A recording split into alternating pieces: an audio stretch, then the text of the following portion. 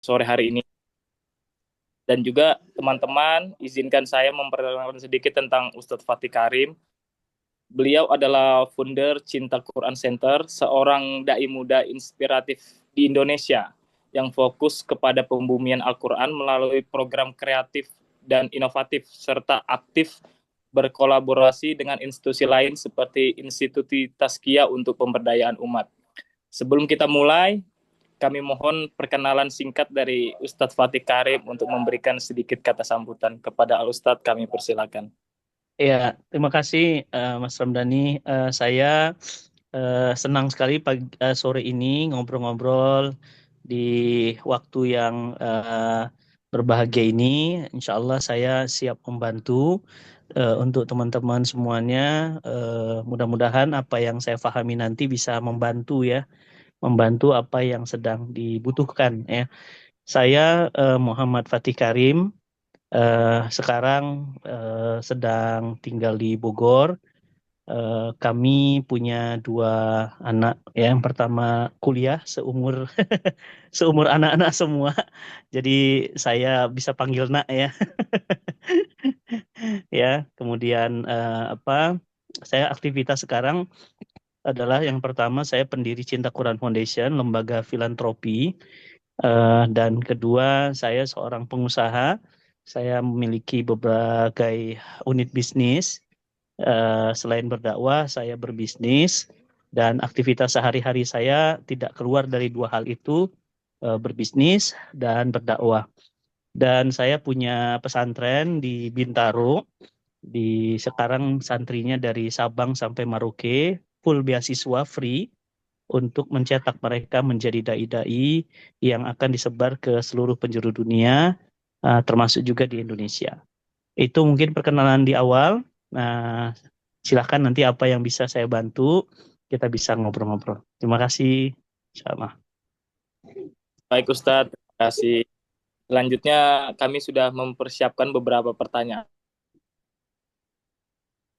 dari Lau, dosen Universitas Pelita Harapan, yang mana berkaitan dengan agama Islam, dan juga nantinya mungkin Ustadz ada beberapa pertanyaan yang mungkin agak-agak mirip, cuman berbeda Ustadz, yang mana untuk membantu diskusi kita lebih terarah, pertanyaan-pertanyaan ini menyentuh tema penting, mulai dari tujuan beragama, konsep Tuhan, kitab suci, hingga bagaimana agama menganggap tentang tantangan zaman sekarang. Mm-mm. Baik, tanpa berlama-lama juga, kita mulai ya Ustadz. Boleh. Mulai dari saya, Muhammad Ramadhani. Dari pertanyaan pertama, mengapa manusia mesti mempunyai agama atau beragama dalam menurut agama Islam? Iya, menurut Islam ya. Baik, yang pertama, manusia itu diciptakan oleh Allah, oleh Tuhan, ya. Tentu Tuhan tidak hanya mencipta, gitu ya. Tetapi Tuhan itu mengatur yang dicipta, ya. Kenapa diatur? Ya supaya apa yang dicipta itu tidak hancur, ya, tidak ngawur, ya. Mas Ramdhani dan teman-teman, kalau Samsung, ya, itu mengeluarkan handphone, dia juga mengeluarkan software, ya. Dia juga mengeluarkan Samsung Center, begitu ya. Dia juga mengeluarkan notis-notis, ya, peraturan-peraturan, ya. Kapan boleh dipakai, baterainya seperti apa, kapan boleh dicas dan tidak boleh dicas, bagaimana kalau rusak, garansinya bagaimana, kalau rusak dia harus pergi kemana, begitulah kira-kira ya. Nah, Tuhan menciptakan manusia itu juga menciptakan aturan, ya. Jadi Tuhan itu bukan hanya ilah, pencipta, tapi juga Robbah. Dia Tuhan, Rob, mengatur, ya. Makanya dalam Islam itu manusia itu nggak bisa bebas begitu saja tanpa aturan, karena pasti manusia akan hancur. Dan siapa yang mengerti aturan atau agama untuk manusia? Yang mencipta manusia, ya. Jadi nggak mungkin kita dicipta Tuhan, tetapi tidak diberikan aturan. Nah, aturan itulah disebut dengan agama atau disebut dengan ad-din. Kalau dalam bahasa Islam disebut dengan din atau kita sebutnya dinul Islam, agama Islam. Mengatur tiga hal.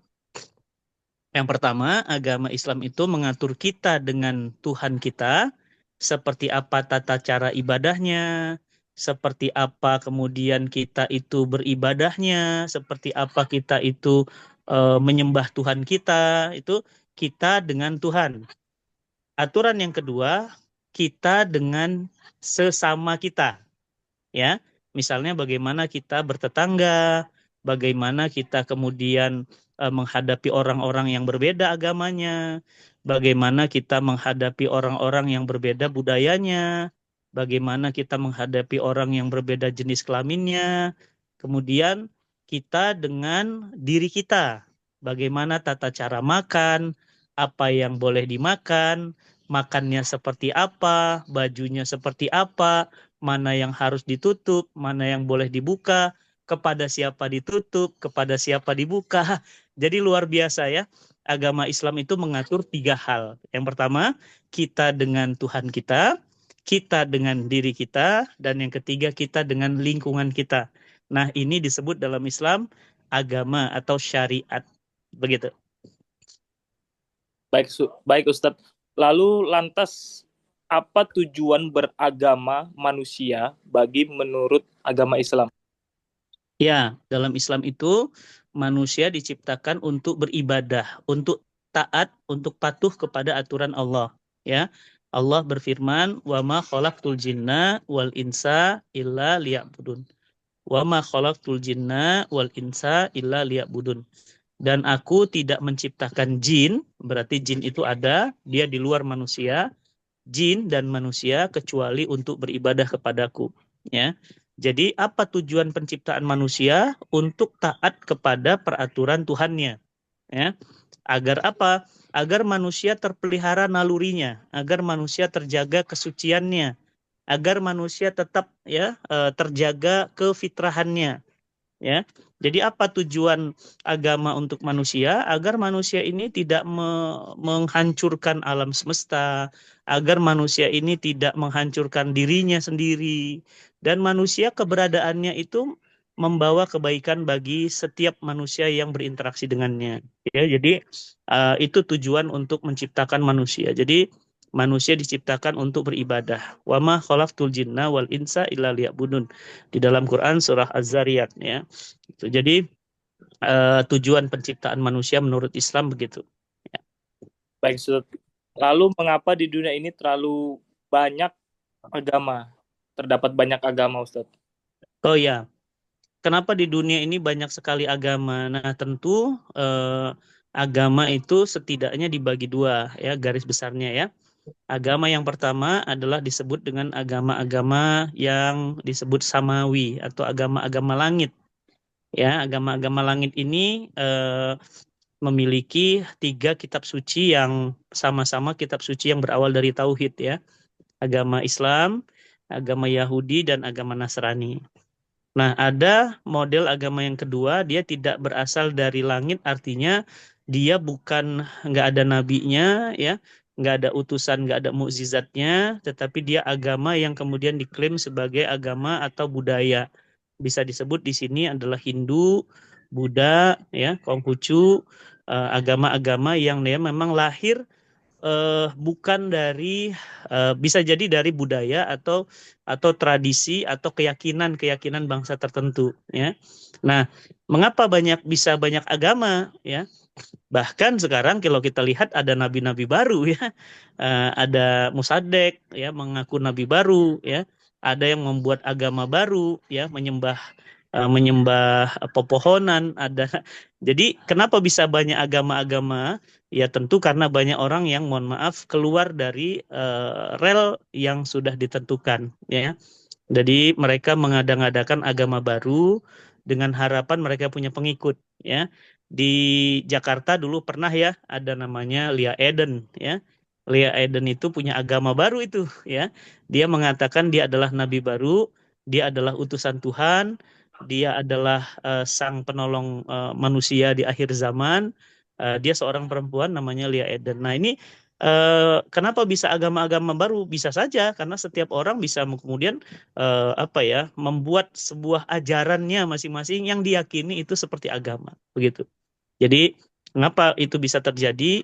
Karena memang satu negara terutama Indonesia itu tidak tidak mencampuri ya urusan-urusan beragama, sehingga setiap orang bisa saja kemudian membuat agama baru, menciptakan pengikut baru, bahkan mengklaim sebagai nabi-nabi baru ya. Jadi karena Indonesia adalah negara yang tidak berdasarkan agama tertentu ya. Indonesia memang mayoritas Muslim, tapi dia tidak berdasarkan agama tertentu ya. Baik Ustadz, lalu mengapa manusia perlu mengembangkan toleransi beragama? Mengapa manusia perlu mengembangkan toleransi beragama? Karena tentu manusia hidup ya dalam kehidupan, tentu dia berinteraksi dengan orang lain ya. Dia berinteraksi dengan lingkungan, dia berinteraksi dengan tetangga, teman kuliah, teman kantor. Maka di dalam Islam itu ada yang namanya toleransi. Kita menghormati agama lain ya. Ada prinsip dalam Islam itu lakum dinukum waliyadin. Bagimu agamamu, bagiku agamaku. Makanya Islam tidak membolehkan kita membakar gereja, tidak boleh di dalam Islam menghina Tuhan-Tuhan sesembahan agama lain, nggak boleh. Nggak boleh kita menghina kitab suci agama lain, tidak boleh kita itu mencaci, memaki agama-agama lain. Kenapa? Karena dalam Islam itu Islam sangat menghormati agama lain, ya, sangat memuliakan ya rasa yang kemudian dimiliki oleh orang lain tentang agamanya, sehingga toleransi antar beragama itu sangat penting karena dengan seperti itulah mereka akan hidup harmonis. Dengan seperti itulah mereka akan hidup bersama. Jadi kebayang ya kalau kita sudah tidak ada toleransi, maka Indonesia tidak seperti hari ini ya. Di samping gereja ada masjid, ya, teman-teman pernah lihat ada Istiqlal, di depannya itu ada gereja katedral gitu ya. Kemudian kita juga punya kelenteng begitu besar ya dengan patung Buddha yang begitu besar di beberapa tempat. Tidak pernah hancur itu. Kenapa? Karena memang dalam Islam diajarkan toleransi beragama gitu. Baik, terima kasih Ustadz. Selanjutnya Ya, saya akan Mbak Aditya Deliasari untuk mengajukan pertanyaan. boleh. Assalamualaikum warahmatullahi wabarakatuh. Waalaikumsalam warahmatullahi wabarakatuh. Suaranya kecil banget ya.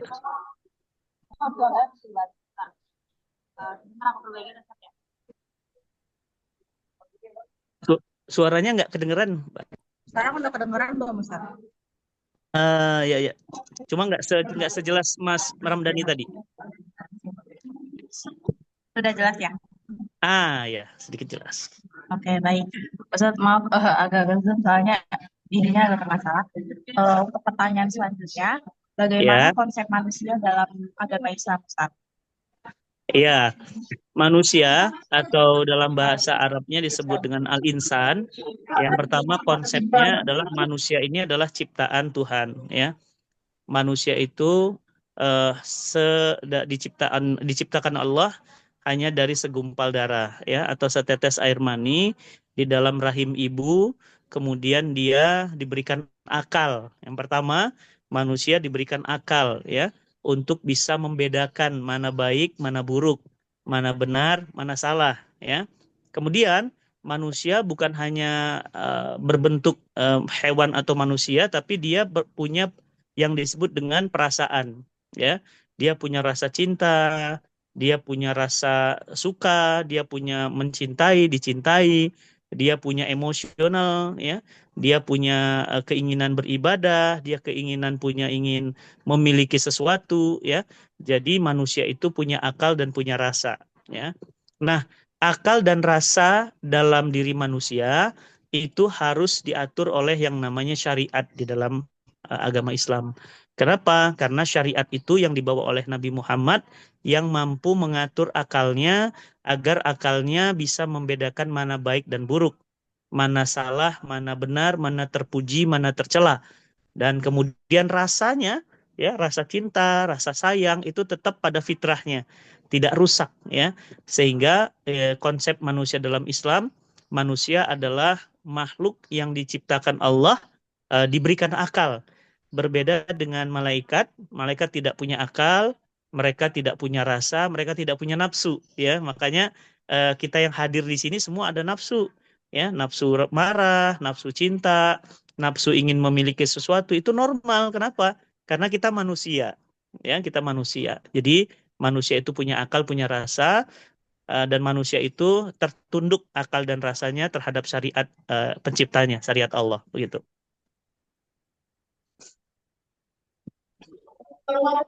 Baik Ustaz, lanjut ke pertanyaan selanjutnya ya Ustaz. Boleh. Baik, untuk pertanyaan selanjutnya, bagaimana konsep dosa dalam agama Islam Ustaz? Oh iya, ya. Nah, dosa manusia itu pasti punya kesalahan, ya, pasti punya kesalahan atau dosa. Kenapa? Karena manusia itu tidaklah suci. Nah, itu ya, manusia itu tidaklah suci. Dia itu bisa melanggar aturan-aturan Tuhannya, ya. Kapan? Bisa jadi dia lupa, bisa jadi dia lalai, atau dia terbawa hawa nafsunya. Maka dia terkena yang disebut dengan dosa. Contoh, manusia dilarang mengambil milik orang lain yang bukan haknya, ya. Nah, tetapi karena hawa nafsunya menutupi dirinya, dia mengambil hak-hak orang lain atau dia korupsi, ya. Itu berdosa.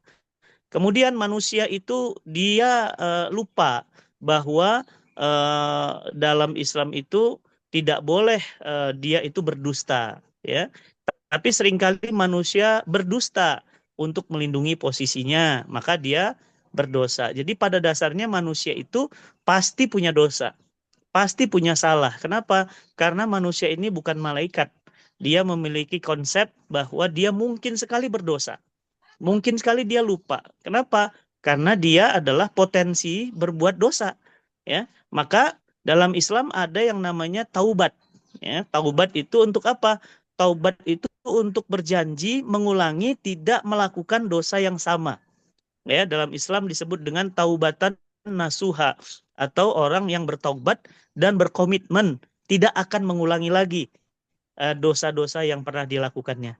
Dalam Islam ada dua dosa, dosa yang besar, dosa-dosa yang kaitannya dengan hal-hal yang hubungannya dengan dilarang tetapi ini membahayakan dalam tingkat yang lebih besar, ya. Contohnya membunuh, ya, kemudian berzina, ya, kemudian makan riba, kemudian itu syirik, menuhankan selain Allah, kemudian durhaka kepada kedua orang tua, ya, kemudian itu memakan hak-hak orang lain, kemudian itu menceritakan orang lain. Nah, ini maksudnya dalam dosanya itu dosa besar. Nah, dosa besar ini juga bisa diampuni dengan bertaubat, ya. Kemudian yang kedua dosa-dosa kecil, ya, dosa-dosa kecil itu ya misalnya kita sebut sering berbohong, ya, sesama teman kita dusta, itu dosa kecil. Kemudian dosa-dosa kecil bisa misalnya kita mengingkari janji kita, ya. Kita pernah janji untuk menraktir, ya, tapi ternyata akhirnya nggak nraktir. Itu dosa juga, tetapi dia dosa-dosa kecil. Nah, dosa-dosa kecil bisa dihapuskan dengan bertaubat dan istighfar. Jadi ada konsep manusia itu diciptakan Tuhan tidak suci, ya. Dia bukan malaikat, dia bukan nabi. Sama, saya juga banyak dosanya. Kita yang hadir di sini juga pasti ada dosanya. Nah, manusia yang terbaik dalam Islam adalah manusia yang tahu bahwa dirinya berdosa, dia segera mohon ampun kepada Tuhannya. Jadi bukan manusia yang tidak punya dosa, karena manusia tidak mungkin tidak punya dosa. Dia punya potensi berdosa. Tapi manusia terbaik adalah manusia yang ketika dia ingat dosa-dosanya, maka dia kemudian mohon ampun kepada Tuhannya. Begitu. Nah, untuk pertanyaan selanjutnya, bagaimana konsep keimanan dalam agama Islam? Konsep keimanan, ya. Bagaimana konsep keimanan dalam agama Islam? Bagus. Keimanan dalam Islam itu bukan sesuatu yang sifatnya dipaksakan, ya, tidak boleh dipaksakan, dan keimanan itu bukan hal yang diwariskan, ya, tapi keimanan atau belief dicapai dengan akal, ya, akal. Artinya seorang manusia meyakini adanya Tuhan, adanya hari kiamat, adanya nabi, adanya Al-Quran, adanya hal-hal yang di luar dari alam manusia, itu semua diyakini sesuai dengan akalnya. Kenapa begitu? Karena dengan beriman sesuai dengan akal, keimanannya akan kokoh. Ya, jadi konsep keimanan dalam Islam itu bukan dogma. Nah, itu dogma. Dogma itu apa ya? Ajaran yang dipaksakan. Pokoknya Islam itu paling benar, yang lain salah, nggak boleh begitu. Dalam Islam itu, keimanan itu dicapai dengan proses berpikir. Ya, silahkan nanti dicek di dalam Al-Quran, Quran Surah Ali Imran 190-191. Ya, di sana Allah berfirman, sesungguhnya penciptaan langit dan bumi dan bergantinya siang dan malam terdapat tanda-tanda kekuasaan Allah bagi orang-orang yang berpikir. Nah, mereka berpikir tentang keagungan Allah, ciptaan Allah, dan mereka berkata, wahai Tuhan kami, sungguh tidak ada yang kau ciptakan di muka bumi ini dengan sia-sia. Jadi keimanan, ya, keimanan dalam Islam itu bukan dogma, bukan ajaran turunan. Nah, sayangnya hari ini mayoritas umat Islam itu beragama karena faktor turunan, bukan hasil dari proses berpikir. Nah, keimanan yang didapatkan dari hasil proses berpikir biasanya akan menciptakan kondisi keislaman yang lebih baik. Ya, saya pernah membantu banyak saudara-saudara yang non-Muslim masuk Islam itu karena hasil dari proses mereka berpikir. Ya, dan hasilnya berbeda dengan Muslim yang bawa dari proses lahir saja. Karena bapak ibunya Muslim, dia Muslim. Nah, biasanya orang-orang yang beriman karena proses berpikir, keimanannya lebih kokoh, lebih hebat. Gitu. Baik, Ustaz. Lalu untuk selanjutnya, bagaimana konsep Allah atau Tuhan dalam agama Islam? Siapakah Allah atau Tuhan? Ya, bagaimana konsep Tuhan atau konsep Allah dalam agama Islam? Yang pertama, Allah atau Al-Khaliq, ya, dia adalah pencipta. Ya, dia tidak sama dengan yang dicipta, ya, atau makhluk. Ya, kita ini makhluk, yang mencipta kita namanya Khaliq. Ya, manusia diciptakan, manusia itu berawal, manusia itu berakhir.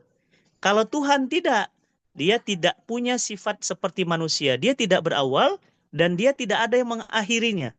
Ya, dia ahad, dia satu, tidak ada berbilang, nggak ada anak Tuhan, tidak ada ibunya Tuhan, tidak ada cucunya Tuhan, ya, tidak ada sesembahan lain selain Allah. Maka dalam Islam la ilaha illallah, tidak ada Tuhan kecuali hanya Allah. Jadi konsepnya one God, Tuhannya satu, ya, Tuhannya tidak berbilang seperti agama pagan, ya. Ada Tuhan air, ada Tuhan api, ada Tuhan penghancur, ada Tuhan penghantar matahari, pencipta matahari, ada Tuhan angin, dan yang lainnya. Tidak. Dalam Islam, dialah Allah, Rabbul Alamin, pencipta alam semesta. Dia tidak berawal, tidak berakhir, tidak melahirkan dan tidak diperanakkan, dan dia itu tidak sama dengan makhluknya. Nah, jadi konsepnya dalam Islam halnya ini disebut dengan konsep tauhid atau konsep keesaan Tuhan. Ya, dia tidak berbilang, dia tidak beranak dan tidak beranakan. Nah, memang Tuhan tidak bisa diindra oleh mata manusia, teman-teman semuanya. Tetapi bukan berarti Tuhan itu tidak ada. Ya, karena bukan berarti tidak bisa dilihat itu tidak ada, ya. Contoh teman-teman, saya ingin tanya, teman-teman di sini pernah melihat sedang pegang pulpen ya? Sedang pegang pulpen ya? Oke, boleh dilihat pulpennya? Oke, tunjukkan pulpennya. Oke, terima kasih Mas Gali, terima kasih Mbak Meli, terima kasih semua sudah nunjukin pulpen. Oke, percaya pulpen itu ada yang menciptakan? Percaya. Pernah lihat pabrik pulpennya? Belum. Pernah? Belum ya? Oke. Tapi percaya bahwa pulpen itu ada pabriknya? Percaya. Tapi pernah ngelihat pabriknya? Tidak. Tidak pernah. Tapi kenapa percaya bahwa pulpen itu ada pabriknya? Karena ada yang diciptakannya. Iya, adanya makhluk berarti ada yang menciptakan gitu ya. Ya. Nah, berarti konsepnya sederhana. Bukan berarti aku nggak bisa ngelihat Tuhan. Karena aku nggak bisa ngelihat Tuhan berarti aku simpulin Tuhan tuh nggak ada. Nggak gitu konsepnya. Konsepnya adalah kita tidak bisa melihat Tuhan karena Tuhan itu berada pada dimensi yang berbeda dengan mata kita. Gitu ya. Jangankan gitu. Mohon izin ya sambil bercanda nih ya. Teman-teman punya otak? Punya. Punya ya, punya otak ya. Oke, coba lihat otaknya sendiri. Tidak kelihatan. Tidak bisa, tidak bisa. Apakah berarti tidak bisa itu berarti tidak ada otak? Tidak, Ustaz. Tidak, tidak adanya tidak bisa melihat otak bukan berarti nggak punya otak gitu ya. Kenapa? Karena otak itu ada, kita nggak bisa melihat otak itu. Oke, sekarang saya tanya, berapa undur-undur teman-teman? Tahu undur-undur ya, yang di rambut itu. Apa namanya itu? Unyeng-unyeng ya? Apa undur-undur ya di sini itu. Ada yang bilang berapa? Satu ya. Ada yang bilang dua gitu ya. Oke, tapi Oh, yakin undur-undur itu satu dua. Yakin. Tahu dari mana? Tahu dari orang lain kan? Nah, jadi artinya apa? Artinya bukan berarti tidak bisa dilihat itu Tuhan itu tidak ada. Tidak, tidak begitu. Tidak bisa dilihat itu justru menunjukkan kelemahan manusia sebagai makhluk. Begitu. Ya. Baik, terima kasih Ustaz.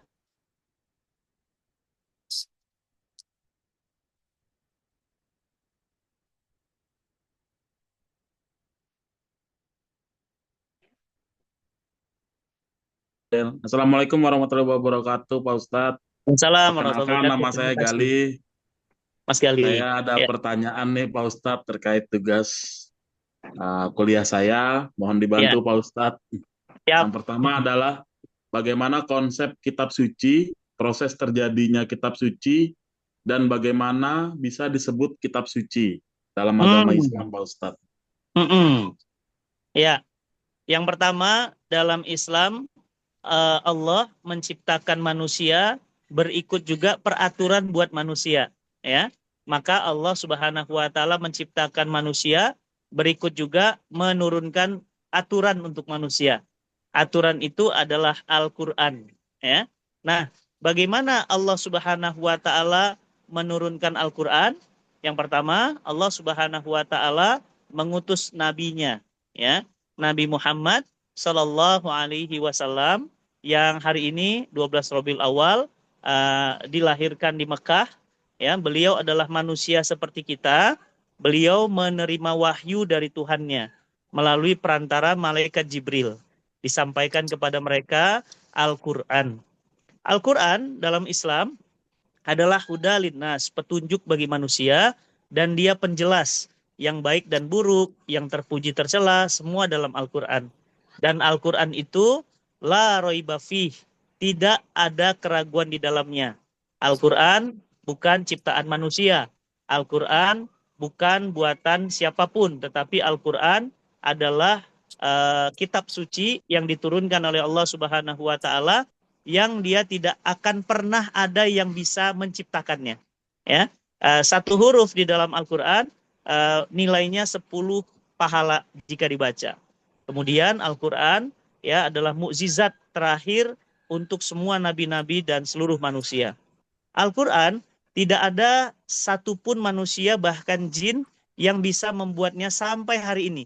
Ya, jadi Harvard University pernah menuliskan sebuah penelitian panjang di antara semua kitab suci yang terjaga orisinalitasnya dari mulai pertama kali diturunkan sampai kemudian hari ini, ya. Harvard University dan 3 universitas terbaik dunia mengakui bahwa Al-Quran tidak pernah ada campur tangan manusia. Makanya mohon izin ya, tidak ada dalam Quran itu perjanjian baru dan lama. Ya, Al-Quran itu tidak ada revisinya, ya. Tidak ada revisi Quran. La raiba fih. Ya, jadi Quran dulu dengan Quran sekarang sama isinya, sama hurufnya, sama ajarannya, tidak ada yang berubah. Ya, ini membuktikan orisinalitas Al-Quran. Kemudian Al-Quran itu hebatnya, Mas Gali, dia bisa dihafalkan oleh seluruh bangsa dan bahasa. Ya, saya kebetulan Mbak Irvi, Teh Irvi, saya sedang membangun masjid di Jepang. Ada orang Jepang hafal Quran 30 juz 114 surah. Ya, saya sholat di Australia, saya sedang bangun masjid di Melbourne, Australia. Orang bule, ya, matanya biru, ya, kemudian rambutnya pirang, hafal Quran 30 juz 114 surah. Saya sedang membangun masjid di Kanada, di Amerika, benua Kanada. Alhamdulillah orang asli Kanada hafal Quran. Saya pernah sholat di Korea, orang Korea hafal Quran. Saya pernah sholat di Papua, orang Papua hafal Quran. Nah, ini salah satu keistimewaan Al-Quran apa? Semua isinya itu bisa dihafal manusia. Ya, jadi ini yang mungkin ya berbeda dengan agama-agama lainnya. Kitab sucinya sangat-sangat terjaga keotentikannya. Ya, nah jadi bagaimana Al-Quran ini diciptakan? Dia bukan buatan manusia, dia bukan tulisan manusia. Tahu dari mana dia bukan tulisan manusia? Dari setiap kata, dari setiap kalimat yang disampaikan menunjukkan Al-Quran itu ciptaan Allah. Ya, dia bukan karangan manusia. Karena Al-Quran itu menceritakan tentang hari kiamat, bagaimana kejadiannya, bagaimana di surga, bagaimana di neraka, bagaimana balasan orang baik, bagaimana balasan orang buruk, bagaimana hidup di dunia, bagaimana kehidupan sebelum dunia, bagaimana cerita tentang Nabi Adam, Nuh, Hud, Soleh, Ibrahim, semuanya ada di dalam Al-Quran. Nah, jadi kalau bisa dibilang kitab suci Al-Quran adalah kitab suci yang terjaga kemurniannya. Bagi agama-agama lain bagaimana? Bagi agama-agama lain juga meyakini kitab sucinya terjaga dari kemurniannya. Tentu ya. Tapi saya tidak terlalu dalam untuk agama lain. Ya, mungkin nanti bisa ditanya ke pendeta atau ditanya ke agama-agama lain, biksu atau biku yang lainnya, insyaallah. Ya. Ya, makasih Pak Ustadz. Yang Ya. pertanyaan kedua Pak Ustadz, langsung saja. Ya. Bagaimana konsep iblis atau setan dalam agama Islam Pak Ustadz? Ya. Iblis itu sebenarnya adalah masih hubungannya dengan jin, ya. Jadi iblis itu ada atau jin itu ada, ya. Wa ma khalaqtul jinna wal insa illa liya'budun. Dan tidaklah aku ciptakan jin dan manusia kecuali beribadah kepadaku. Jadi manusia dan jin, ya, itu dicipta oleh Allah. Nah, iblis itu kemudian adalah golongan jin yang tidak mau tunduk kepada Allah. Ya, dalam sebuah ayat Allah Subhanahu wa taala menciptakan Adam, kemudian meminta Adam untuk tunduk kepada iblis. Dan iblis berkata, "Aku dicipta dari cahaya, sementara Adam dicipta dari tanah. Bagaimana kemudian aku bisa tunduk kepadanya?" Maka kemudian iblis ini tidak mau patuh dan tunduk, maka kemudian mulai hari itu jin atau iblis kemudian berjanji akan menggoda manusia-manusia yang tidak taat kepada Tuhannya. Jadi manusia ya dengan iblis mereka hidup bersama di alam semesta ini. Mereka ada di sekitar kita, ya. Mereka ada bahkan di dalam Al-Quran ada Al-Quran surah jin, ya, surah jin. Itu untuk apa? Menandakan bahwa makhluk yang namanya jin itu memang ada dan memang mereka eksis di sekitar manusia. Nah, dunia jin berbeda dengan dunia manusia, ya. Jin mereka tidak terindra oleh kita, tapi mereka ada, ya. Kita hanya tahu penampakan-penampakan saja, tapi kita tidak bisa mengindra mereka. Jin atau iblis sama, mereka ada dua, ada yang muslim dan ada yang kafir. Dan konsep ini kemudian menjadi konsep di dalam Al-Quran bahwa manusia dan jin diciptakan Allah dan mereka hidup bersama dan punya potensi untuk mengganggu manusia, untuk mengerjakan jalan-jalan yang buruk yang dibenci oleh Tuhannya. Begitu ya. Jadi jin itu ada, memang mereka itu eksis, dan mereka ada di sekitar kita. Ya. Terima kasih Pak Ustadz. Yang Ya. ketiga Pak Ustadz, bagaimana konsep ibadah atau ritual dalam agama Islam Pak Ustadz? Ya, konsep ibadah ritual dalam agama Islam yang pertama, Islam itu menciptakan sebuah tatanan konsep yang konsep ini berasalkan dari Al-Quran. Bagaimana tata cara beribadah? Umat Islam tidak dibenarkan beribadah ngaco, buat sendiri, ya. Sholat buat sendiri, puasa buat sendiri, nggak boleh. Semuanya ada di dalam Al-Quran dan As-Sunnah, ya. Jadi kata Nabi Muhammad SAW, ya, solu kama ro'aitumuni usolli. Sholatlah kalian sebagaimana melihat aku sholat. Jadi tata cara sholat ibadah diatur dalam Islam. Bagaimana dia tawaf, bagaimana dia ke Mekah umroh, bagaimana ibadah haji, bagaimana ibadah puasa, bagaimana ibadah zakat, semuanya diatur di dalam Al-Quran dan As-Sunnah. Jadi seorang muslim tidak dibenarkan beribadah sesuai dengan hawa nafsunya. Nggak boleh misalnya ibadahnya, maaf ya, nggak pakai baju, ibadahnya itu muter-muter sendiri, lompat-lompat sendiri, nggak boleh ya. Jadi dalam Islam ibadah itu diatur. Sholat itu 5 waktu. Ada zuhur, ada asar, ada maghrib, ada isya, ada subuh. 5 waktu. Jadi nggak boleh kita ngarang-ngarang buat 7 waktu atau buat 12 waktu. Nggak boleh. Ya. Kenapa 5 waktu? Allah yang menentukannya. Kenapa subuh 2? Allah yang menentukannya. Kenapa isya 4? Allah yang menentukannya. Siapa yang bisa kita contoh? Rasulullah Muhammad Sallallahu Alaihi Wasallam. Begitu. Baik Pak Ustadz, pertanyaan terakhir dari saya, Ya, bagaimana konsep akhir zaman atau kiamat dalam agama Islam Pak Ustadz? ya. Baik, Mas Gali. Semua yang berawal pasti berakhir. Ya, Mas Gali berawal. Ada lahirnya ya, ada tanggal lahirnya ya Mas Gali ya. Ya. Dan Mas Gali juga pasti berakhir. Teh Irfi dia berawal. Ada lahirnya tanggal berapa, bulan berapa. Tapi nanti Teh Irfi juga akan wafat. Ya, Mas Ramdhani berawal dan berakhir. Sama Mas Gali. Bumi ini dia berawal dan dia berakhir. Nah, akhir dari kehidupan itulah disebut dengan hari kiamat.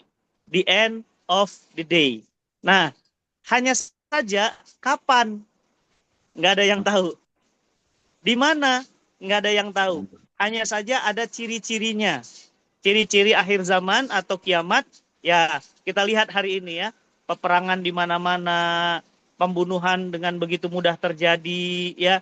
Banyak sekali kemudian anak yang membunuh orang tuanya, orang tua yang membunuh anaknya. Banyak sekali terjadi riba di mana-mana, ya. Memakan bunga dengan cara yang sadis. Manusia sudah tidak lagi peduli aturan Tuhannya. Nah, sebenarnya ciri-ciri hari kiamat itu tiba sudah datang, ya. Jadi artinya apa? Hari kiamat itu akan sebentar lagi atau disebut dengan kita sekarang akhir zaman. Jadi kita ini sekarang sedang berada di akhir zaman. Kenapa akhir zaman? Karena Nabi Muhammad SAW itu adalah Muhammad utusan Allah di akhir zaman. Berarti kita ini sedang berada di akhir zaman. Ada 5 zaman, ya. Ada 5 zaman. Maaf ya, di sini hujan deras sekali, luar biasa. Di sana nggak hujan ya? Ya. Nah, 5, ya. Yang pertama masa kenabian sudah berakhir. Yang kedua masa khalifah yang mengikuti cara kenabian sudah berakhir. Yang ketiga masa kerajaan-kerajaan yang diktator sudah berakhir. Yang keempat masa kediktatoran sekarang sedang kita rasakan. Dan nanti akan ada masa yang kelima, yakni masa khalifah yang mengikuti cara-cara kenabian. Dan ini berakhir. Jadi nanti ada 5 fase kehidupan manusia. Dan kita sekarang sudah berada di fase yang keempat. Berarti, Mas Gali, sekarang ini kita sudah dekat dengan hari kiamat. Ya, kenapa? Karena ciri-cirinya sudah banyak sekali. Ya, ciri-cirinya sudah banyak. Musim aja sudah nggak benar musim sekarang ya. Ini bulan apa nih? Bulan September. September, benar. Alhamdulillah ini masih ada hujan ya. Biasanya bulan September ini kadang-kadang sudah panasnya luar biasa, nggak ada hujan. Sementara bulan-bulan yang harusnya nggak hujan, dia hujan. Panas juga menjadi panas luar biasa ya. Pemanasan bumi sudah semakin panas. Ini merupakan ciri-ciri bumi sudah semakin rusak. Bumi sudah semakin hancur. Berarti kita sedang berada di akhir zaman, berada di penghujung zaman. Begitu. Baik, itu saja dari saya Pak Ustadz. Terima Ya. kasih atas jawabannya Pak Ustadz. Terima kasih. Selanjutnya Mas Mbak Jali. Irvi silakan. Ya. Terima kasih. Assalamualaikum, Pak Ustadz. Waalaikumsalam warahmatullahi wabarakatuh. Nanti. Ya, izin bertanya Pak Ustadz. Bagaimana konsep akhir zaman atau kiamat dalam agama Islam? Ya, yang pertama konsep hari kiamat itu, yang pertama tidak ada satupun manusia yang diberitahu waktunya. Ya, Nabi Muhammad pun tidak tahu, saya pun tidak tahu, tapi yang pasti itu terjadi. Itu terjadi. Sama seperti mati. Kapan matinya? Nggak tahu. Hari apa matinya? Nggak tahu. Bagaimana kemudian nanti matinya? Nggak tahu. Yang kita tahu apa? Kita pasti mati. Kullu nafsin za'iqatul maut. Setiap yang bernyawa pasti akan merasakan kematian. Ya. Kemudian bagaimana konsep hari kiamat itu dalam Islam? Ada di dalam Quran surah Al-Qiyamah. Di dalam Al-Quran ada Quran surah Al-Zalzalah. Hari kiamat itu sangat mengerikan, Tairfi, ya. Matahari dengan bulan disatukan, ya. Bumi dihancurkan, bumi mengeluarkan isinya, air laut mendidih, manusia terbang seperti gunung-gunung yang terbang. Gunung-gunung terbang, matahari disatukan dengan bulan dan bumi berhancur, kemudian bumi ya tidak lagi ada gravitasinya, air laut mendidih, dan manusia tidak lagi bisa berkata apa-apa kecuali mereka bengong menyaksikan terjadinya hari kiamat. Dan hari kiamat adalah hari yang sangat mengerikan, tetapi hari kiamat bukan akhir dari segalanya, karena nanti dalam Islam manusia itu akan dikumpulkan lagi di hari di mana mereka akan dikumpulkan, disebut dengan hari berkumpulnya manusia atau yaumil jaza, hari pembalasan, ya. Jadi hari kiamat bukan akhir dari segalanya, nanti manusia akan dikumpulkan lagi di hari pembalasan. Kebaikan-kebaikan mereka dibalas, kejahatan-kejahatan mereka akan dibalas. Begitu. Baik, Pak Ustadz, selanjutnya, mengapa ada banyak orang jadi ateis dan agnostik, Pak Ustadz?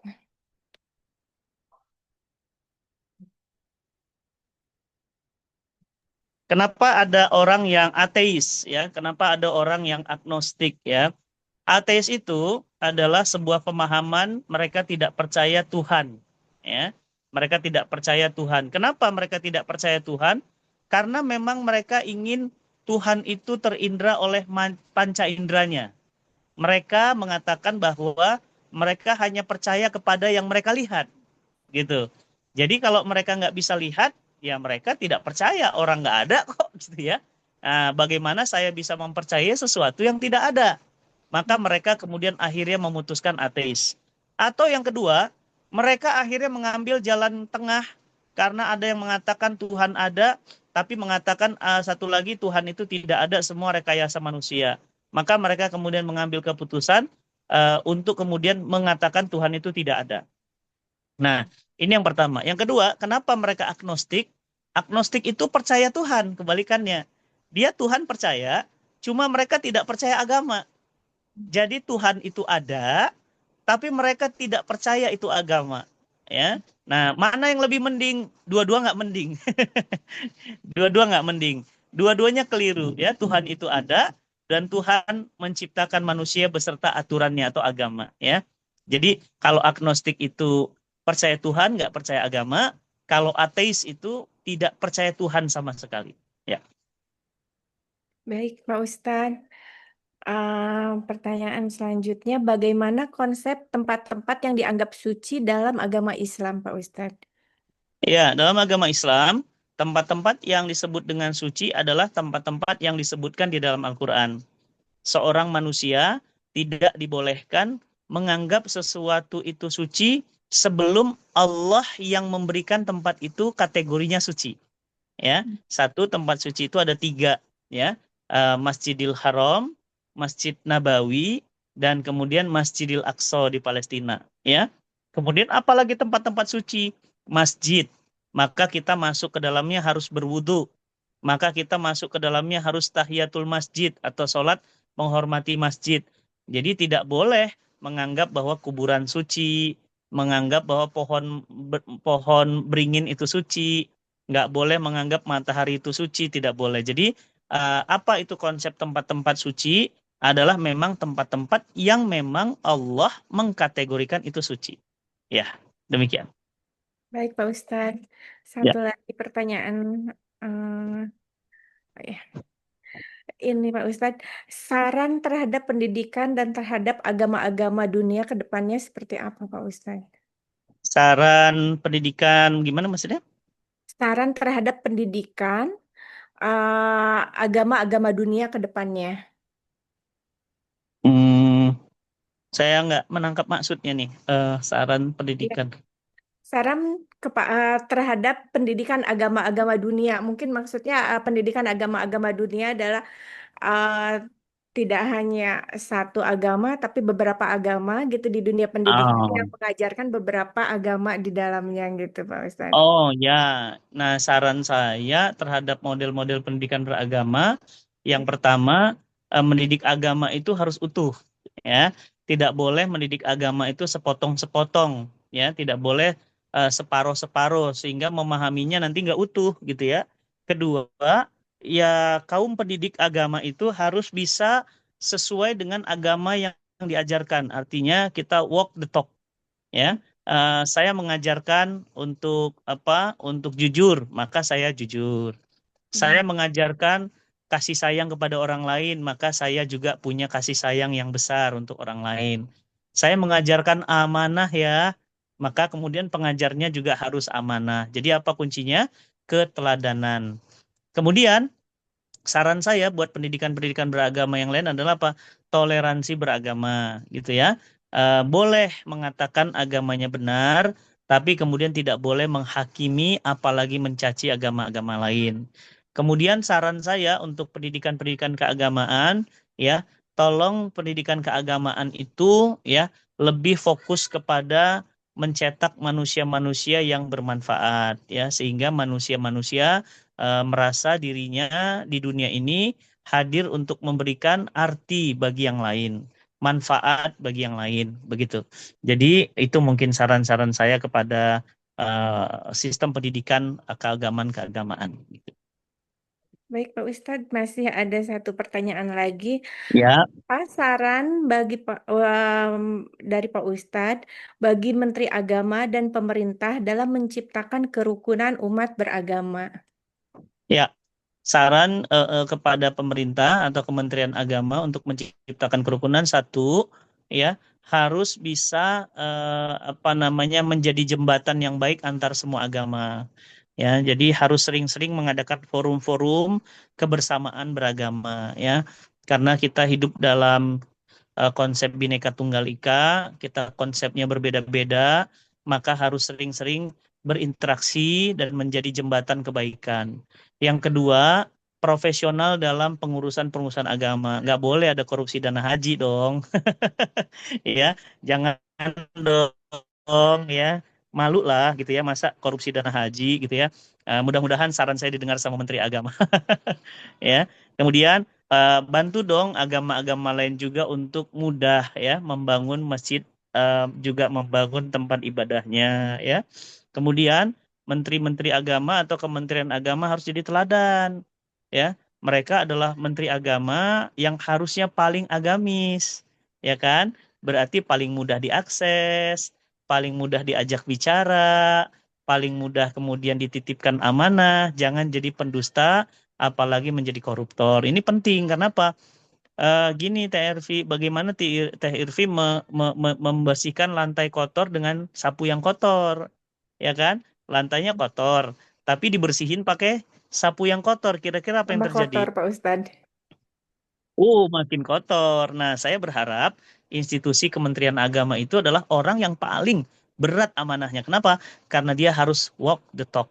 Ya, dia harus menjadi orang yang menjadi duta agamanya. Ya, menjadi duta agamanya. Kemudian terakhir, saya juga berharap ya Kementerian Pendidikan atau Kementerian Agama harus benar-benar serius membangun yang namanya kecintaan mereka yang beragama kepada agamanya, ya, dengan cara memudahkan mereka beribadah, tempat-tempat fasilitas-fasilitas publiknya dijaga, kemudian fasilitas pendidikannya terjaga. Itu mungkin yang saya rasakan dan saya sarankan begitu. Baik, baik. Terima kasih Pak Ustadz untuk Ya, penjelasannya. Ya, terima asing. kasih. Selanjutnya akan dilanjutkan oleh Imi ya. Ya, Silakan Imi. Assalamualaikum Pak Ustadz, perkenalkan nama saya Waalaikumsalam. Nisa Izmi. Ya, Saya ingin bertanya, bagaimana proses terjadinya alam semesta ini menurut Islam? ya. Menurut Islam, alam semesta ini berawal, ya, berawal dan dia berakhir. Tadi yang ditanyakan Mas Galih ya. Jadi akhirnya itu disebut dengan hari kiamat atau hari akhir. Kenapa berakhir? Karena berawal, ya. Yang tidak berawal dan tidak berakhir kan cuma Allah, ya. Berarti alam semesta ini berawal. Bagaimana Allah menciptakannya? Di dalam Al-Quran, Allah memberitahukan kita bahwa alam semesta ini diciptakan dengan satu ledakan, atau yang disebut dengan teori Big Bang hari ini. Jadi teori Big Bang itu ditemukan ya sekitar 1.500 tahun sebelumnya. Al-Quran sudah ngasih informasi kepada kita bahwa alam semesta ini memang bukan ada dengan sendirinya.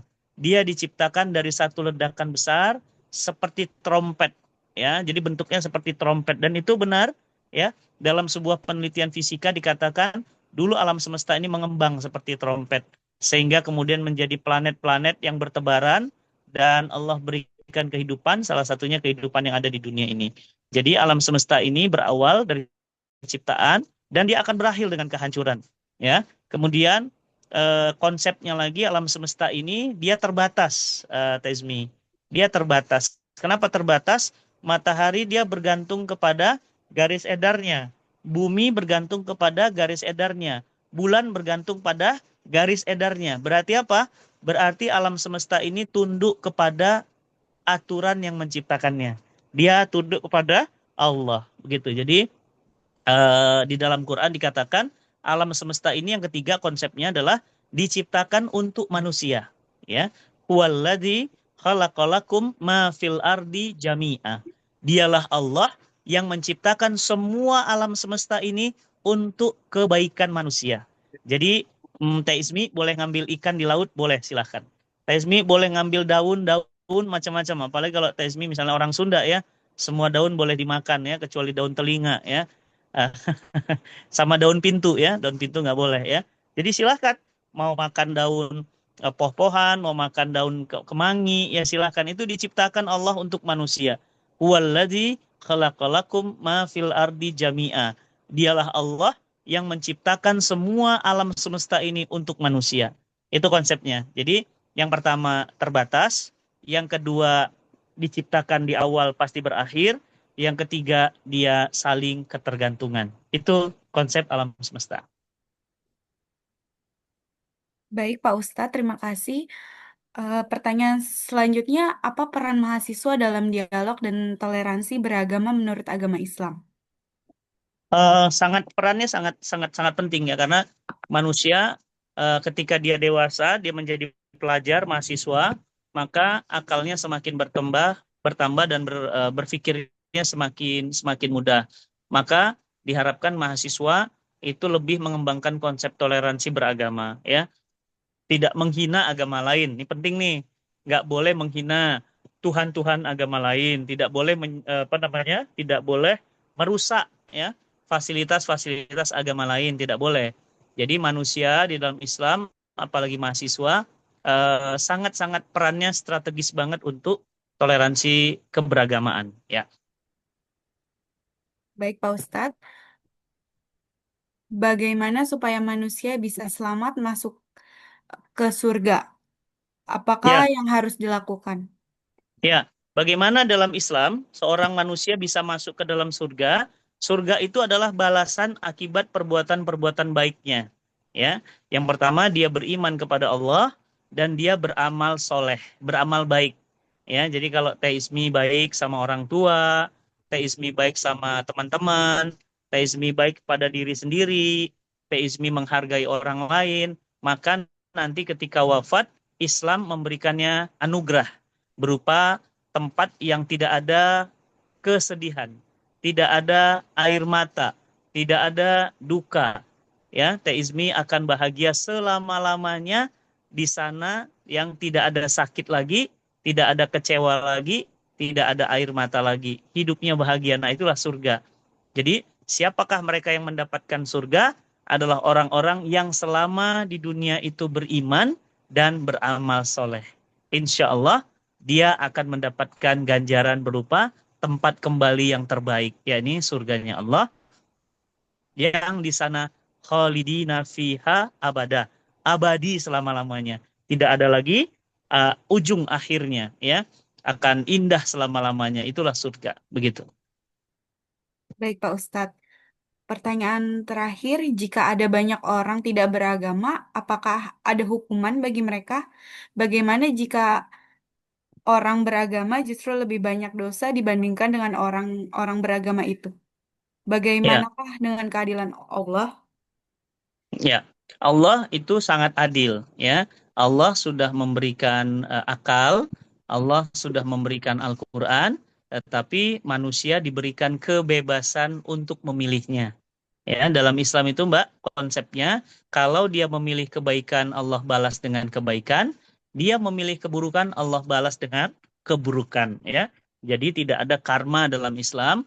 Dia menjadi dirinya sendiri. Dia hidup dengan pilihannya sendiri. Dia memilih kebaikan, maka Allah berikan dia pahala. Kalau dia memilih keburukan dan dia tahu itu keburukan, maka dia mendapatkan dosa. Dia tahu bahwa mendustai orang lain, mengkhianati cinta orang lain itu dosa. Nah, ketika dia melakukan itu, dia siap menerima konsekuensinya. Ya, dan ketika dia berbuat baik, ya, TRV berbuat baik, kemudian bilang, ya Allah Ustadz, kasihan banget nih anak yatim piatu, duafa, aku sumbang dong Ustadz setiap hari. Nah, itu namanya amal soleh. Nah, setiap kali perbuatan baik, Allah akan mengganjarnya dengan perbuatan baik. Setiap perbuatan buruk, Allah akan mengganjar perbuatan buruk. Walau hanya dengan sebiji zarroh sekalipun, sebiji atom sekalipun.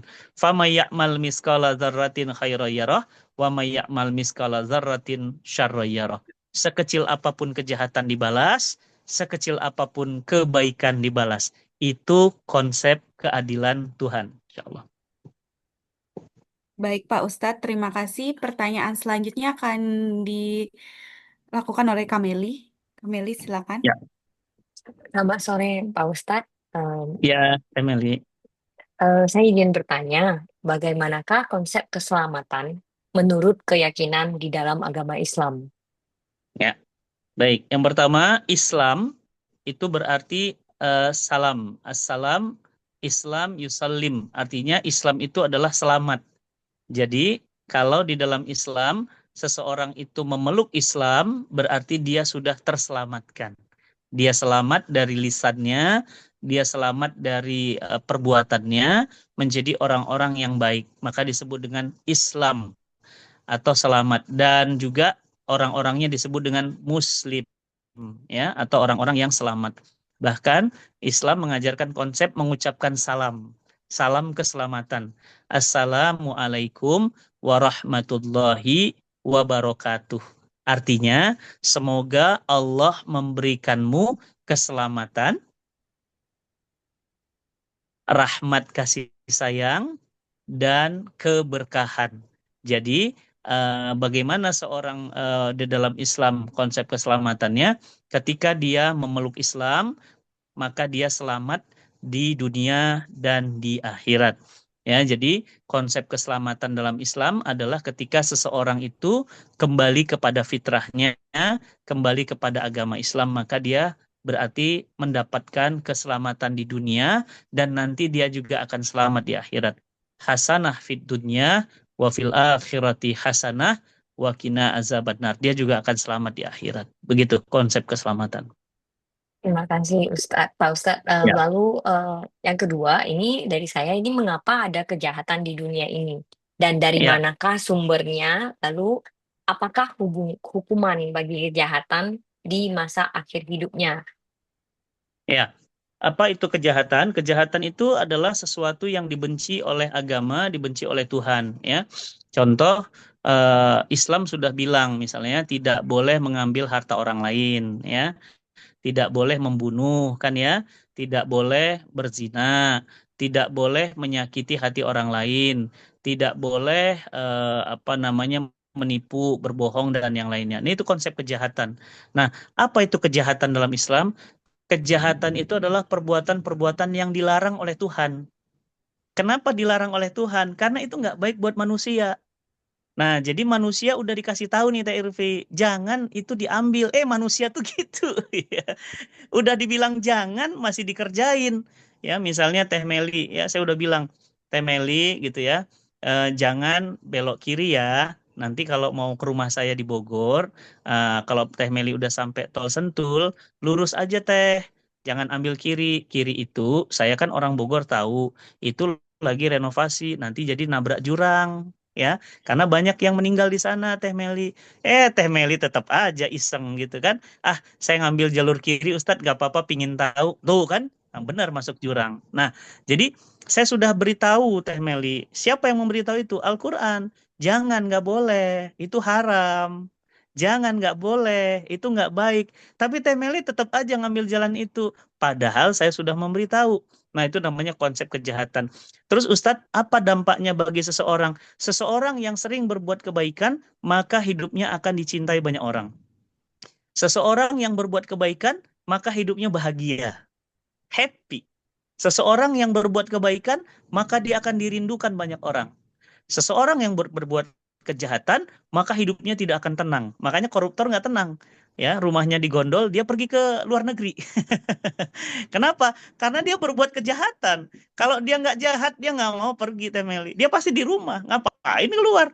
Ya kan? Ngapain dia ninggalin kucingnya, gitu kan? Ngapain dia ninggalin yang lain? Di rumah aja. Makanya ada istilah pepatah ya, berani karena Benar. benar, takut karena salah. Salah. Nah, sebenarnya Teh Meli, kenapa orang berbuat jahat itu sembunyi-sembunyi? Ayo. Kenapa orang Karena takut ketahuan. Iya, karena dia takut. Karena apa, Teh Meli? Hatinya nolak itu sebenarnya. Dia nggak mau. Dia nggak mau. Makanya kenapa orang sembunyi-sembunyi? Karena dia tahu itu salah gitu. Ustadz, itu apa dampaknya dalam kehidupannya? Maka hidupnya tidak akan tenang, Teh Meli. Dan dia bisa mengakhiri hidupnya dengan bunuh diri, dia akan hancur hidupnya. Kenapa? Karena dia tahu itu salah dan dia tetap melakukan kesalahan itu. Dia tidak mau bertobat, dia tidak mau berubah, dia tidak mau berbenah. Jadi, kalau dalam Islam itu, kalau kita udah tahu itu nggak benar, ya sudah tinggalkan.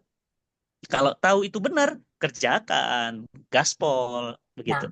Nah, saya izin Oke. bertanya lagi, ini di luar list kita ya, teman-teman. Ya, Kebetulan Pak Ustadz saya beragama Buddha. Nah, mudah. tadi kan Pak Ustadz ada bilang Islam assalam ya, jadi kan selamat. Ya, Nah, ya.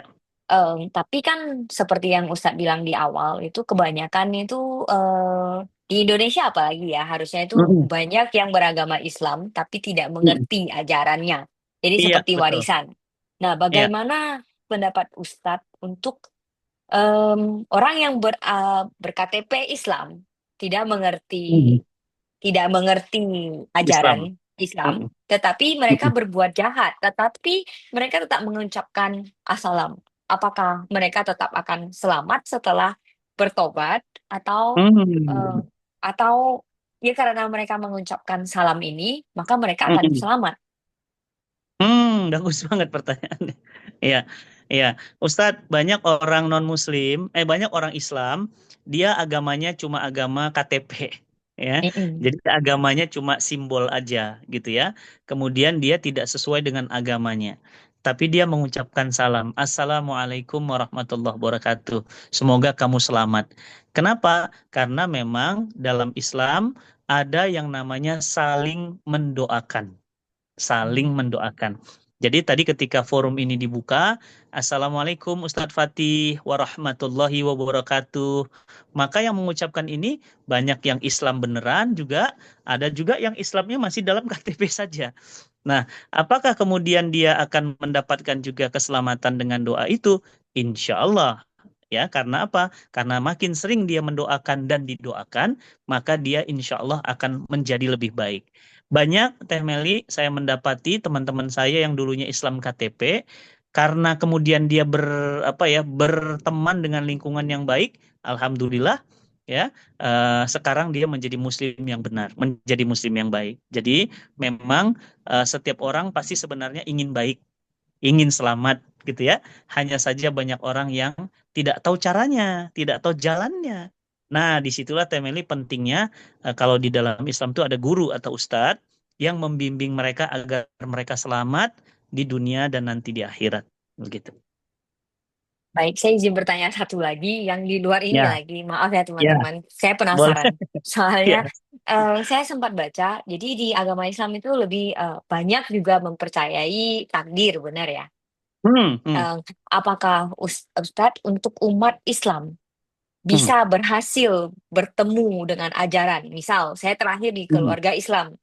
Nah, kapan saya akan benar-benar belajar dan bertemu dengan ajaran Islam yang sesungguhnya? Apakah itu juga termasuk dari takdir Allah? Oh, bagus pertanyaannya. Ya, teman-teman semua yang disayang Allah, yang pertama, takdir Allah itu setiap manusia sudah ditentukan oleh Allah. Ya, sejak manusia dalam kandungan, Teh Irfi takdirnya berbeda, ujian hidupnya berbeda. Ya, Kang Muhammad Ramdhani takdirnya berbeda, ujian hidupnya berbeda. Teh Izmi, semua yang hadir di sini termasuk juga Teh Meli, takdirnya berbeda. Nah, yang menjadi masalah adalah kita tidak tahu seperti apa takdir Tuhan untuk kita. Nah, kemudian apakah kita itu bisa menjalani hidup ini dengan takdir terbaiknya? Yang pertama, kita dalam Islam ada yang namanya konsep takdir. Takdir itu artinya sesuatu yang sudah tidak bisa kita pilih. Ya, tetapi dalam Islam ada konsep yang kita bisa pilih. Contoh, tadi misalnya Teh Irfi bilang, Ustadz Fatih, hari ini jangan lupa. Oke, saya bergabung, berarti saya memilih. Tapi saya juga bisa kan Teh Irfi, tadi memilih misalnya, maaf ya Teh, saya nggak bisa. Bisa? Bisa. Tadi saya asar ya, jam 3 azan, sholat asar. Bisa saya sholat, saya juga bisa tidak sholat. Nah, jadi dalam Islam ada dua lingkaran. Lingkaran yang kita bisa pilih, lingkaran yang tidak bisa kita pilih. Nah, pertanyaan pertama, apa contoh lingkaran yang tidak bisa kita pilih? Kita tidak bisa memilih jadi laki-laki atau perempuan. Kita tidak bisa memilih jadi anak siapa, lahir dari rahim siapa. Teh Meli lahirnya di mana, nggak bisa milih. Makanya nggak usah, kita nggak boleh menghina orang. Misalnya, oh kamu agamanya salah. Bisa jadi dia salah hari ini. Tapi kemudian dia karena tadi berpikir, dia akhirnya berpikir yang benar, akhirnya dia mendapatkan agama yang benar. Nah, jadi hidup kita ini yang kita ingin bahas dalam Islam itu adalah namanya rukun iman. Rukun iman itu salah satunya adalah percaya kepada takdir baik dan buruk dari Tuhan. Jadi dalam Islam itu konsepnya ya kalau kita misalnya memilih kebaikan, maka Allah akan memudahkan kita menjadi orang baik. Dan kalau kita memilih keburukan, maka kita akan Allah juga pilihkan menjadi orang yang buruk. Nah, makanya disebut dengan apa? Fama ya'mal miskala dzarratin khairan yarah. Siapa yang membuat kebaikan, maka Allah balas kebaikannya.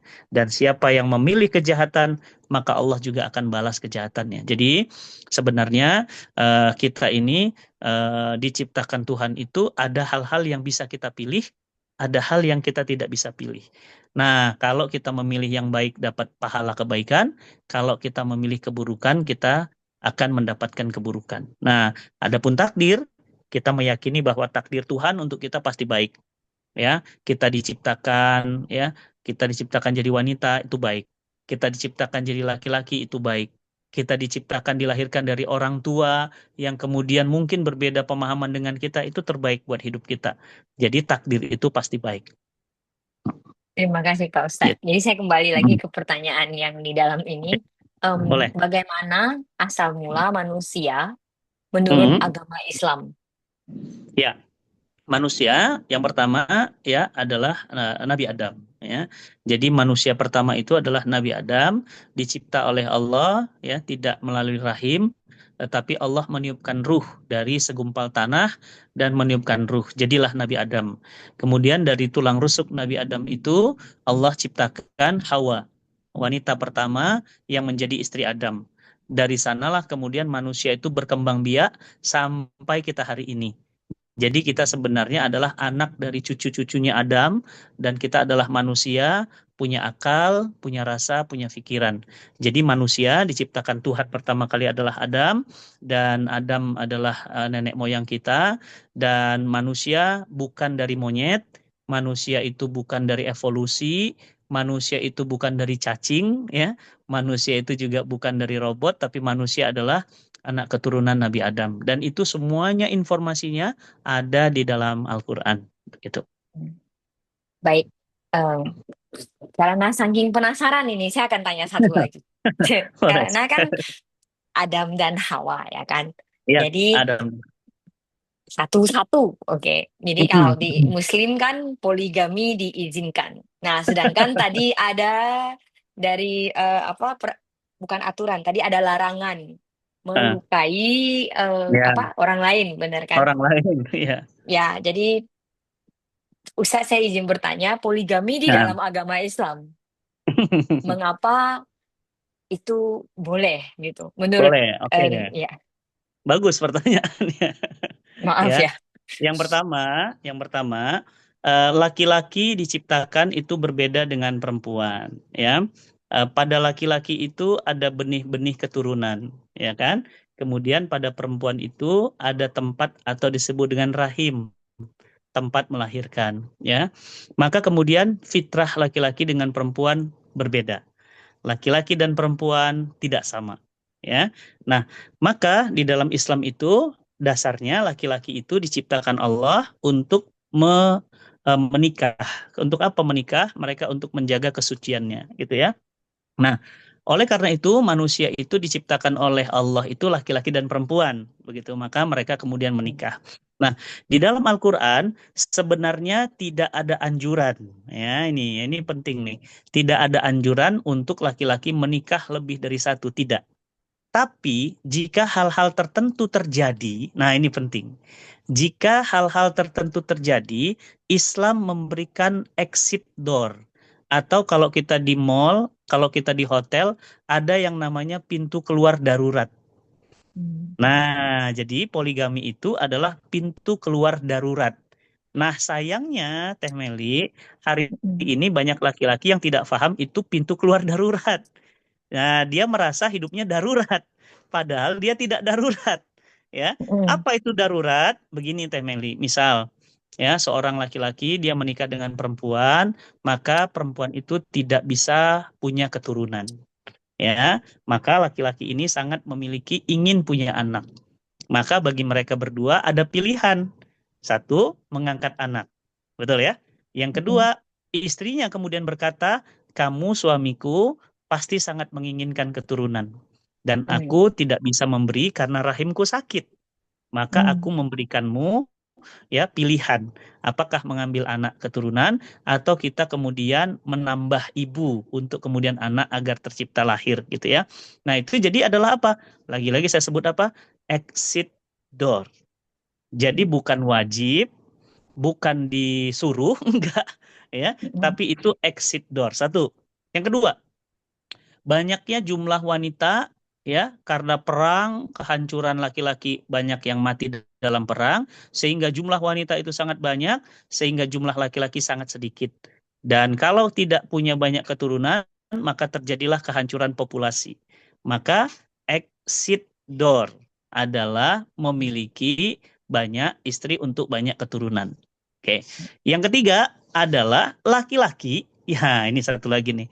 Laki-laki yang diciptakan oleh Tuhan, dia punya kecenderungan seksual yang berbeda dengan laki-laki pada umumnya. Nah, dalam Islam tidak boleh jajan, tidak boleh beli kanan kiri, ya, nyicip-nyicip kemana-mana, ya.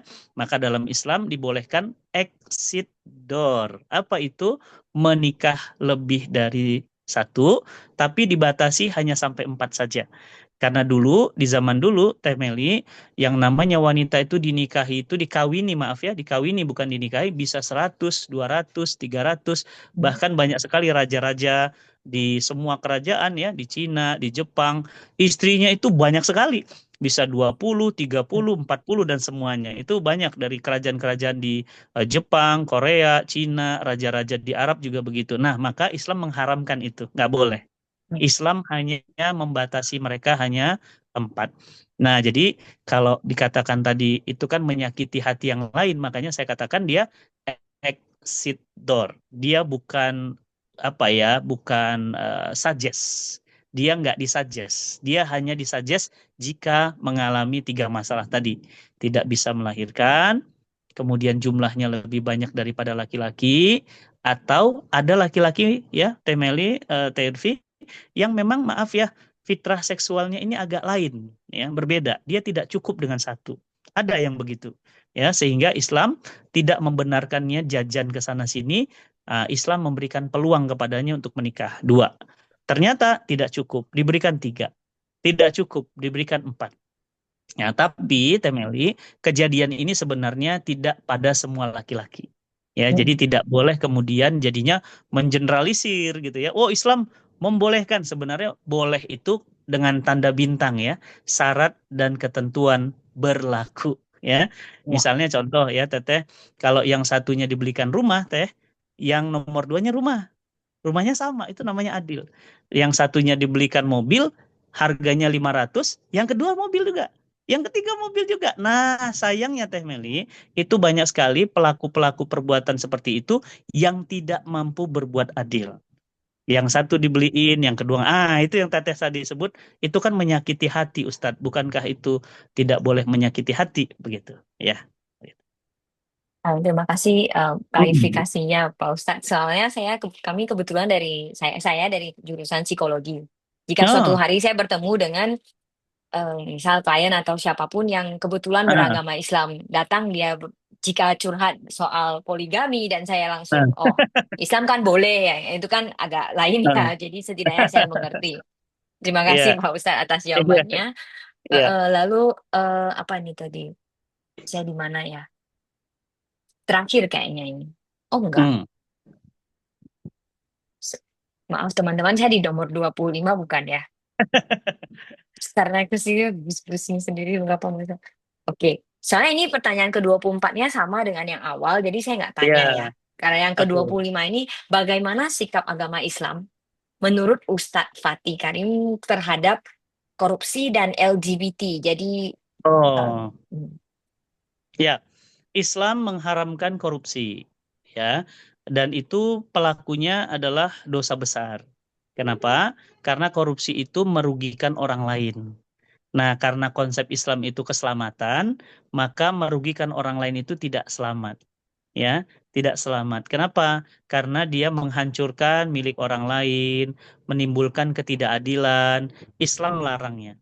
Bahkan dalam syariat Islam, Temeli, itu pelaku korupsi itu bisa dijatuhkan hukuman mati.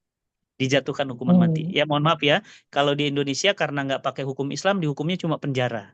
Dan di penjaranya juga dapat diskon.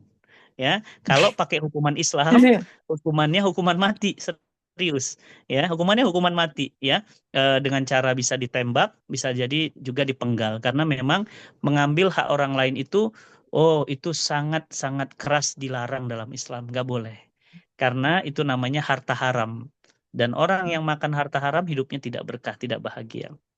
Nah, kemudian bagaimana konsep LGBT dalam Islam? Islam juga sangat melarang LGBT. Kenapa? Karena Islam tahu diciptakan itu laki-laki dan perempuan. Ya, laki-laki diciptakan dengan fitrah kelaki-lakiannya, perempuan diciptakan dengan keperempuanannya. Ya, tidak ada dalam satu tubuh itu terdapat dua kelamin. Kalaupun ada, hanya data pencilan yang kecil sekali jumlahnya di tubuh manusia itu ada dua alat kelamin. Nggak mungkin wanita terpenjara dalam tubuh perempuan, atau sebaliknya, perempuan terpenjara dalam tubuh laki-laki. Nah, Islam melarang tegas LGBT, laki-laki mencintai perempuan, normal. Perempuan mencintai laki-laki, normal. Perempuan mencintai perempuan, tidak normal. Laki-laki mencintai laki-laki, tidak normal. Sehingga apa? Islam memberikan tindakan tegas kepada pelaku LGBT, sama hukumannya hukuman mati. Ya, hukumannya hukuman mati. Kenapa? Karena dia akan menyebabkan kerusakan jiwa, kerusakan keturunan. Kalau laki-laki sama laki-laki Teh Meli nggak akan bisa punya keturunan. Perempuan sama perempuan tidak akan punya keturunan. Nah, Islam ingin sekali manusia itu punya fitrah yang bersih, yang baik, maka laki-laki dengan perempuan, perempuan dengan laki-laki. Jadi Islam sangat tegas melarang LGBT. Bagaimana cara Islam melarang? Satu, Islam menjadikan laki-laki, ya contoh Mas Galih ya, kelihatan laki-lakinya gitu ya. Nah, contoh Teh Irfi, Teh Ismi, Teh Adita, Teh Meli, itu kelihatan perempuan banget. Nah, perempuan itu dalam Islam ya perempuan. Ya, pemalu, ya, kemudian masak, kemudian jago nyuci, ya, jadi ibu di rumah, itu perempuan banget.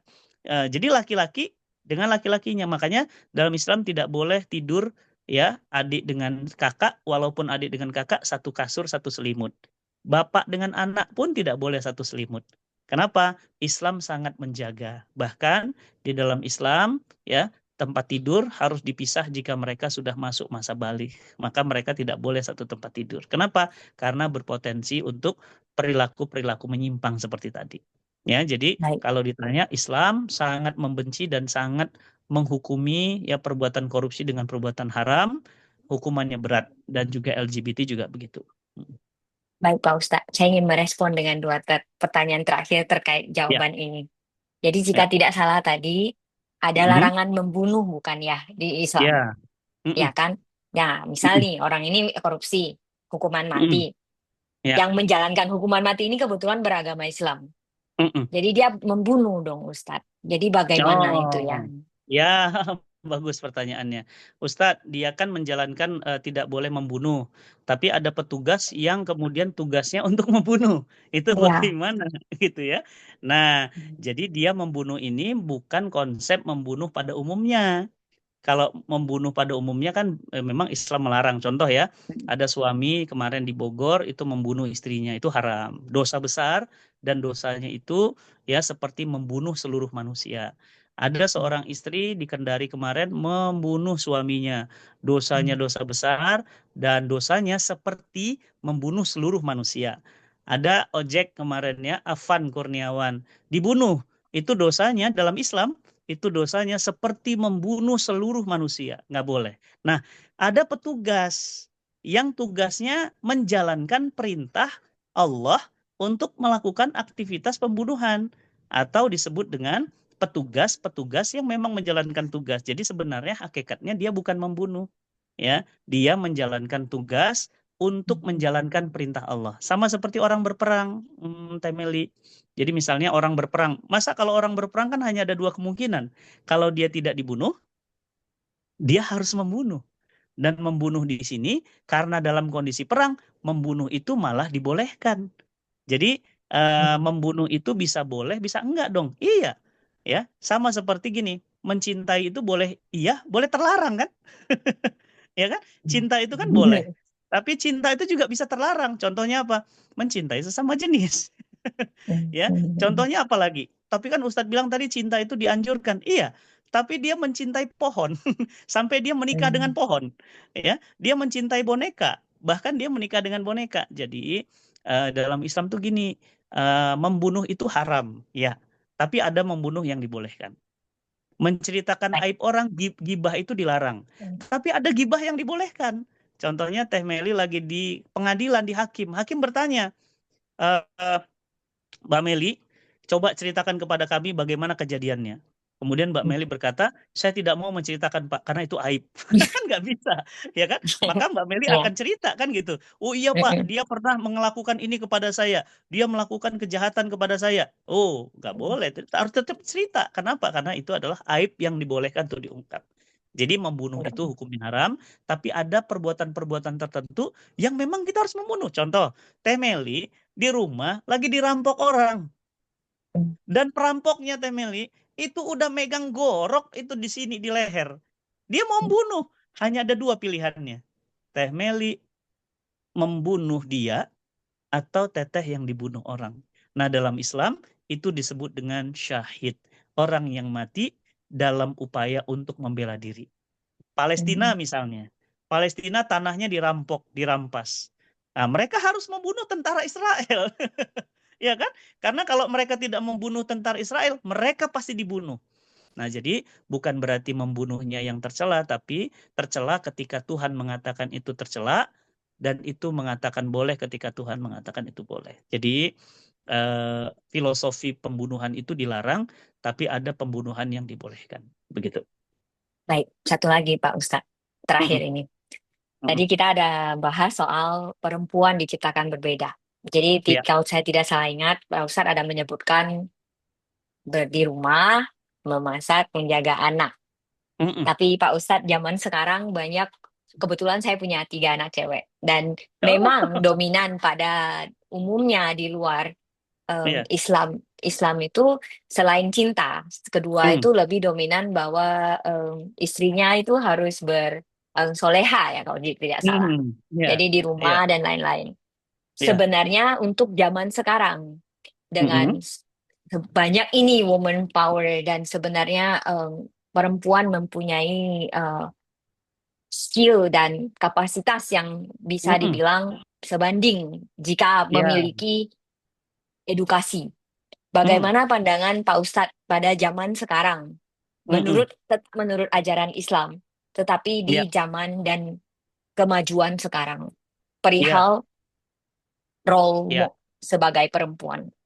Ya, dalam Islam wanita itu boleh bekerja, ya.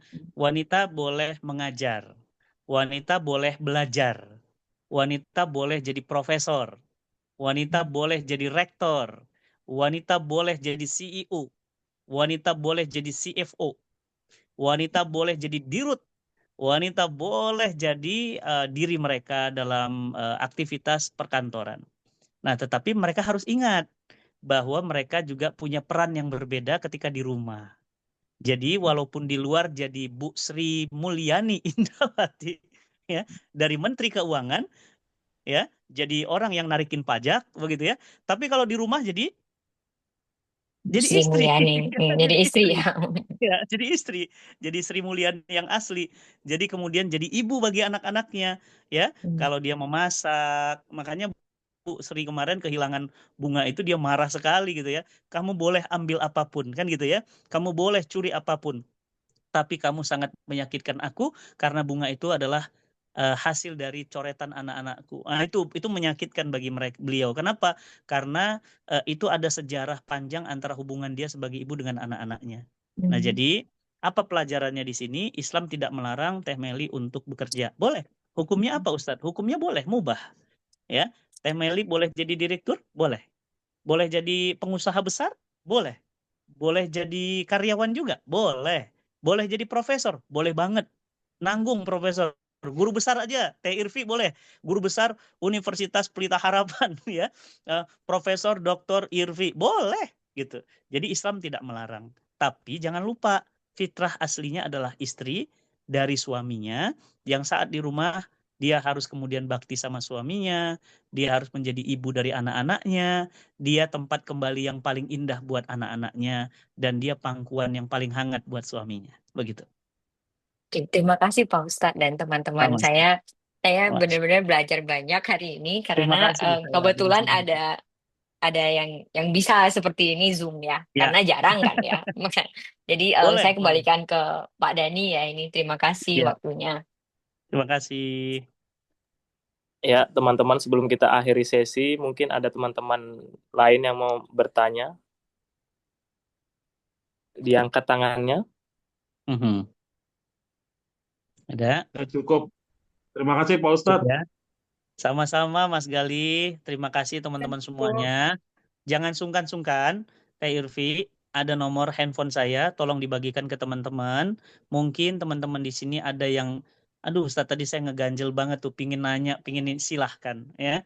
Dan kalau mau ketemu langsung pun siap. Ya. Saya punya pesantren di Bintaro. Saya rumah di Bogor. Dan saya sering mengisi pengajian di seluruh Jabodetabek. Jadi silahkan hadir di pengajian saya. Saya punya YouTube ya, namanya Cinta Quran TV, boleh nonton. Saya punya Instagram, boleh di-follow biar persahabatan kita bisa lebih dekat. Instagram saya Fatih Karim ya. Bukan Ustadz Fatih Karim ya, saya nggak pakai Ustadz, cuma Fatih Karim aja. Ya, silahkan di-follow, bisa ngobrol dan saling kita mengikuti, saling follow sehingga kita bisa saling membantu dalam kebaikan. Tervi, terima kasih ya. Teh Meli, terima kasih semuanya ya. Mbak Ismi, Terima Mbak kasih Pak Ramya, Mas Ustadz. Armini, ya, Mas Gali, terima kasih semuanya. Luar Ya. biasa pertanyaannya bagus-bagus banget ya. Pertanyaannya berkualitas. Saya doakan semua proses pendidikannya Allah mudahkan dan semoga semua ilmunya membawa kebaikan buat orang lain, insya Allah. Ya. Terima kasih Pak Ustadz atas waktunya. Sama-sama. Apabila Terima kasih banyak Pak Ustadz. dan rekan-rekan perkenan Ustadz, atas nama universitas kami mohon maaf yang sebesar-besarnya. Sekali lagi ucapkan terima kasih. Dan kita akhiri pertemuan ini dengan penuh rasa syukur dan salam sejahtera untuk kita semua. Alhamdulillahirrahmanirrahim. Wassalamualaikum warahmatullahi wabarakatuh. Waalaikumsalam warahmatullahi wabarakatuh. Terima kasih semuanya. Ya, terima kasih. Ya. Izin pamit. Iya, baik Pak Ustadz. Ya.